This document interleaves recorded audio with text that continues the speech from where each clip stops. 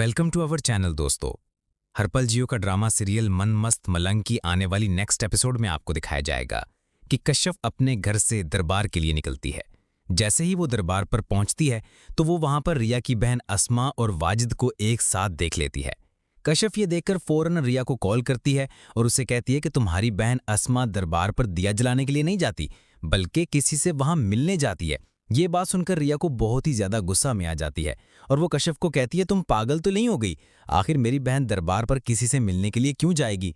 ये बात सुनकर कश्यप कहती है रिया वो उस शख्स से इसलिए मिलने के लिए जाती है क्योंकि वो उससे बहुत ज्यादा मोहब्बत करती है, जिसकी वजह से अस्मा आपी ने मुबीन भाई को छोड़ा था। वही शख्स है, क्योंकि वो उससे बहुत ज्यादा मोहब्बत करती है इसलिए वो दिया जलाने के बहाने उस शख्स को दरबार पर ही मिलती है, क्योंकि वो नहीं चाहती कि मुझे कोई देखे। फर्ज के दोस्तों अगर कोई दूसरी तरफ देख भी आपको लेता ये है भी तो वो दिखाया ये जाएगा बहाना कि कर सिकंदर लेगी कि बहुत मैं ही इस ज्यादा दरबार गुस्से में में दिया मुबीना के जलाने के पास लिए आता है आती और हूँ। उसे कहता है ये कि बात तुम्हारे सुनकर बेटे ने रिया जो तो कुछ बहुत ही हमारे ज्यादा साथ किया परेशान है, हो इतना जाती सब है। कुछ हो जाने के दोस्तों बाद अब दूसरी मैं तरफ मजीद आपको किसी ये भी किस्म की दिखाया कोई जाएगा ऐसी घटिया कि हरकत कबीर बर्दाश्त नहीं बहुत ही ज्यादा करूंगा। खुश होता है, तुम्हारे लिए इसलिए वो यही अपनी बेहतर है कि खुशी तुम की अपने वजह से बेटे को फिर समझाओ, से वो मेरी दोबारा बहन एक रिया का वलीमा पीछा रखेगा छोड़ घर दे। में, ये बात क्योंकि वो सुनकर बहुत मुबीना ज्यादा खुश कहती है है कि इसमें अब हमारे फिर से बेटे रिया कबीर उसकी का कोई जिंदगी में कसूर वापस नहीं आ है। गई है।